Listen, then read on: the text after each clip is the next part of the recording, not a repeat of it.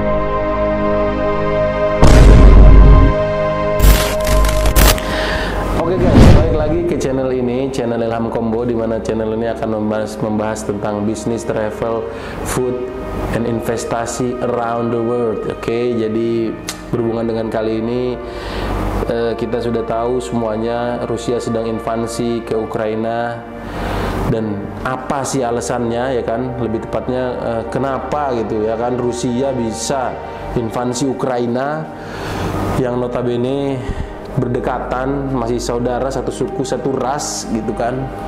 Lanjut ke pembahasannya berikut ini. Oke, jadi awal mula keramaian ini terjadi pada Desember tahun lalu 2021, sekitar akhir November atau awal Desember itu Vladimir Putin sebagai presiden daripada Rusia mulai mengerahkan armada militernya ke perbatasan Ukraina, ya kan? Alasannya kenapa? Ya kan, lebih baik kita tanyakan langsung kepada Mr. Vladimir Putin, my lord. Jadi guys, gini, kalau kita mau bahas tentang masalah perang dua negara ini, sebenarnya ini ceritanya sangat panjang, so long story and long history. Jadi kita tidak bisa mengambil kesimpulan kalau Rusia dan Ukraina adalah perang yang baru saja terjadi. Tidak, mereka sudah ada hubungan sejak beratus tahun, puluh tahun yang lalu gitu. Tepatnya mulai bergejolak adanya gejolak antara Ukraina dan Rusia. Awal mulanya adalah perpecahan daripada Uni Soviet. Kita tahu dulu Uni Soviet adalah negara yang adidaya, superpower dengan memiliki sumber daya, kekuatan militer yang sangat dahsyat. Setelah itu Uni Soviet pecah, runtuh, dan jadi beberapa negara bagian, yaitu antaranya ada Rusia dan juga Ukraina dan juga lain-lain negaranya. Pada saat itu Rusia dipimpin oleh presidennya yaitu Gorbachev, di mana Gorbachev sangat menyayangkan adanya perpisahan atau terpisahnya negara Rusia bagian ini menjadi Ukraina. Adapun itu karena salah satunya ibu daripada Presiden Gorbachev adalah asli dari orang dari Ukraina.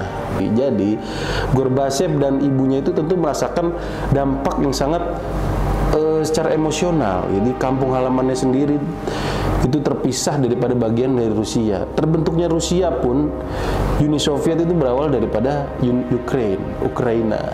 Nah, tekad daripada Presiden Gorbachev ini diteruskan sampai dengan sekarang saat ini, di mana Rusia sudah dipimpin oleh my lord Vladimir Putin, di mana Vladimir Putin adalah orang yang sangat cerdas, penuh integritas, tegas, dan sangat mengerikan.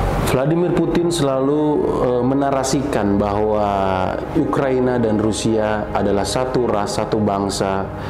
Dari setiap paper tulisan daripada Presiden Vladimir Putin itu kita mengetahui bahwa Vladimir Putin masih ingin kembali menyatukan daripada Ukraina menjadi bagian dari Rusia. Itu awal mulanya perjalanan perpisahan atau terpisahnya Ukraina dan Rusia.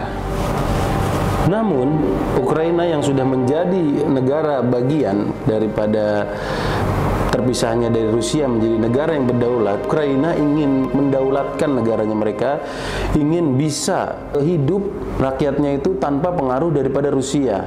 Karena setelah merdeka pun tahun 1990 dan 1991 sampai dengan 2004 itu Ukraina masih dalam bayang-bayangnya Rusia, sampai di 2004 itu terjadi gejolak luar biasa di Ukraina, terjadinya revolusi yang pertama, yaitu menggulingkan pemimpin yang berdaulat saat itu karena lebih pro ke Rusia. Nah, gejolak itu dirasakan penduduk Ukraina itu 2 kali dalam 1 dekade, di mana terjadi dalam 2004 dan 2014. 2014 itu pada saat itu presidennya adalah Viktor. Jadi Viktor pun itu adalah bagian daripada Kremlin, di mana mereka adalah orang-orangnya Vladimir Putin, orang-orangnya konco-konconya gitu loh, sahabat-sahabatnya, di mana pada saat itu Rusia masih bisa mengkontrol daripada kegiatan politik ekonomi yang ada di Ukraina. Dari dua gejolak yang terjadi dalam 1 dekade di Ukraina itu memiliki tujuan yang sama, yaitu ingin terbebas, ingin bisa mandiri, ingin bisa terlepas dari bayang-bayangnya Rusia. Karena Ukraina sebagai negara yang berdaulat mempunyai sumber daya sendiri dan ingin menjadi negara yang memiliki kedaulatan yang real. Jadi mereka memang semenjak merdeka itu menyatakan dirinya berdaulat, namun secara aplikasinya dalam kegiatan ekonomi, politik, dan lainnya itu masih dalam kontrol Rusia. Namun dengan demikian Rusia tidak tinggal diam. Vladimir Putin tetap memberikan penetrasi politik yang ada secara internal di dalam negara Ukraina tersendiri. Sampai pada akhirnya terpilihlah presiden baru 2019 lalu, Volodymyr Zelensky, di mana dia menyatakan ingin bebas daripada bayang-bayang Rusia dan ingin merapat kepada NATO, di mana NATO ini adalah bentukan daripada Uni Eropa Barat. Sejak saat itu terpilihnya Volodymyr Zelensky 2019, Vladimir Putin mulai ketar-ketir akan takut kehilangan kontrolnya daripada Ukraina, karena secara demografis Ukraina menjadi salah satu tempat transit ekspor impor yang ada ke Rusia. Karena itu ketika lepasnya Ukraina nanti itu akan sangat berpengaruh pada politik dan ekonomi yang ada di Rusia itu sendiri. Vladimir Putin tetap memberikan kasakusuk lah di dalam politik dalam negerinya di Ukraina, namun usahanya yang terakhir kali ini tidak berhasil mulus karena sudah beberapa dekade Vladimir Putin menjalankan operasinya itu berhasil, namun kali ini rakyat-rakyat Ukraina mulai paham dan pemimpin-pemimpinnya pun mulai paham akan adanya gejolak politik dalam negerinya. Sampai pada akhirnya di beberapa bulan lalu, tepatnya di 20 November 2021, Vladimir Putin mengerahkan massa militernya untuk berstandby di perbatasan-perbatasan Ukraina. Mengapa terjadi demikian? Karena sudah dipastikan Vladimir Putin takut sekali jika Ukraina terlepas daripada kontrol Rusia. Hingga pada saat tanggal 7 Desember, Joe Biden sebagai presiden daripada Amerika Serikat menyampaikan bahwa Joe Biden sebagai presiden daripada Amerika Serikat menyatakan dengan tegas akan memberikan sanksi kepada Rusia jika memang benar melakukan invasi kepada Ukraina. Dan pada tanggal 10 Januari, Rusia dan Amerika dan juga Prancis mereka ada membuat pertemuan di Jenewa. Namun pertemuan itu tidak begitu memberikan hasil yang signifikan dan tidak memberikan hasil yang positif. Rusia tetap menginginkan permintaan yang diajukan kepada Amerika Serikat, ya itu tetap ingin disetujui. Di antaranya pengajuan Vladimir Putin dari Kremlin itu mengajukan kalau NATO tidak boleh merekrut anggota-anggota baru. Ukraina tidak boleh masuk ke bagian dalam NATO. dan pasukan NATO yang ada di Eropa Timur harus diangkat semua, tidak boleh ada pasukan Eropa Timur yang ada tidak boleh ada pasukan NATO yang ada di Eropa Timur.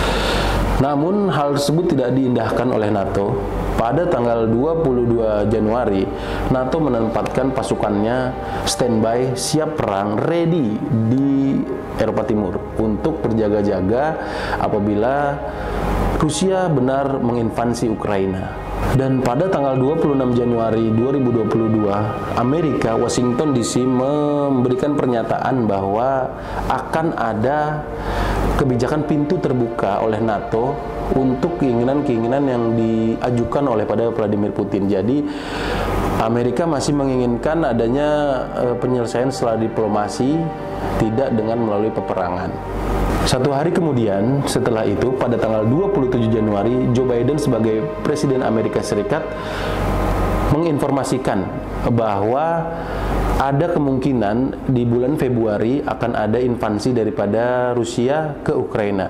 Maka dari itu, Washington DC menginformasikan kepada seluruh warga negara Amerika yang ada di Rusia atau di Ukraina untuk segera kembali ke negaranya. Adapun tanggapan-tanggapan daripada pihak Rusia dan Ukraina untuk menanggapi daripada yang disampaikan oleh pada Biden tersebut, Presiden Ukraina mengatakan bahwa tolong Amerika jangan membuat isu-isu yang mencemaskan warganya. Adapun respon daripada pernyataan Joe Biden ialah dari Vladimir Putin. Vladimir Putin mengatakan bahwa Amerika Serikat belum menyetujui permintaan Rusia untuk keamanan negaranya yang utama. Jadi mereka ingin mengamankan daripada Ukraina untuk tidak bergabung dengan NATO karena Ukraina dirasa sebagai salah satu negara yang sangat berpengaruh di Rusia karena sebagai pintu masuk jalur distribusi, dan juga Ukraina memiliki tambang minyak yang sangat besar. Maka dari itu Rusia tidak ingin kehilangan itu.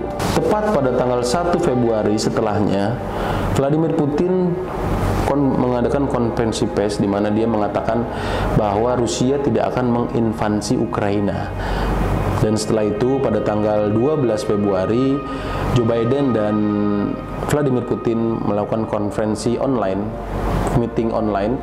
Dia banyak berbicara tentang diplomasi, negosiasi, tapi tidak ada hasil yang signifikan, sama seperti pertemuan pada saat di Jenewa sebelumnya. Jadi untuk saat ini masih bergejolak di Rusia dan Ukraina, dan pihak-pihak luar pun dilarang untuk ikut campur oleh Rusia, di mana Presiden Vladimir Putin mengatakan bahwa siapa saja yang ikut campur membela Ukraina ataupun mencoba menyelesaikan ini oleh pihak luar, maka Vladimir Putin, my lord, akan memberikan sanksi yang sebelumnya negara itu belum pernah rasakan. Nah, ancaman itu kita tahu Vladimir Putin ada orang yang serius, karena kita lihat rekam jejaknya selama ini memang mengerikan. 4 hari setelah Joe Biden dan Vladimir Putin melakukan meeting secara online, pada tanggal 16 Februari, Ukraina menyatakan Unity Day, di mana Ukraina menyatakan Ukraina akan tetap bersatu dalam kondisi apapun, dan Ukraina meminta warganya untuk bersiap menghadapi tindakan-tindakan militer. Ke depan Ukraina akan memberikan senjata kepada rakyat sipil sebagai bentuk dukungan untuk membela negaranya sendiri. Adapun akibat yang didapatkan oleh Rusia atas invasinya kepada Ukraina, yaitu diberikan oleh Amerika Serikat. Amerika Serikat itu melarang berinvestasi di Rusia, tepatnya di Donetsk dan juga di Luhansk. Dan juga Amerika menutup keran ekspor dan impor terhadap Rusia, dan juga Presiden Amerika melarang terjadinya transaksi antara Amerika dan Rusia. Adapun Inggris juga melakukan demikian, memberikan sanksi, yaitu dengan memangkas akses akses perusahaan-perusahaan Rusia yang ada di Inggris, di mana akan dirubah ke US dollar atau ke pound sterling Inggris.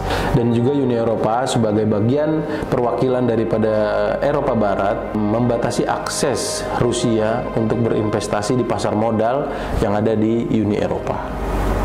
Dan setelah sedemikian hal yang terjadi, sedemikian buruknya, apakah akan terjadi perang dunia ketiga? Apakah ini akan memicunya awal mula perang dunia ketiga? Setiap kemungkinan pasti ada, cuy. Cuman kita berharap jangan sampai terjadi, karena dari peperangan itu tidak akan menghasilkan apapun yang lebih baik. Perang hanya akan menghasilkan banyak korban. Perang hanya akan menghasilkan dendam. Perang hanya akan menghasilkan kekecewaan. Dan pada dasarnya kita sebagai manusia memiliki hak asasi manusia untuk tetap hidup. Dan di era modern sekarang ini sudah tidak cocok lagi dan tidak relevan lagi jika perang masih diadakan. Akan lebih baik jika diselesaikan secara diplomatis.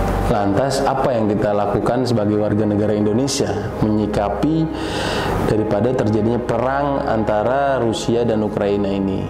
Kita sebagai warga Indonesia sebaiknya ya banyak-banyak berdoa lah, dan semoga negara kita tidak berpihak ke salah satu kubu, karena itu akan mengakibatkan hal yang buruk bagi kita. Karena kita tahu ini sebagai negara yang damai, Bhinneka Tunggal Ika, sangat toleransi, kemah lipah roh jinawi gitu ya kan. Jadi kita berharap semoga perang dunia ketiga ini tidak akan terjadi. Kalaupun terjadi, ya sebagai antisipasi kita harus siap-siap dalam arti kita mengamankan keluarga kita, mengamankan aset-aset kita, mengamankan anak-anak kita. Mungkin sekian, semoga video ini bermanfaat. Nanti kita akan bahas selanjutnya apa dampak daripada perang Rusia dan Ukraina terhadap bisnis dan investasi yang ada di Indonesia. Sampai jumpa di video selanjutnya.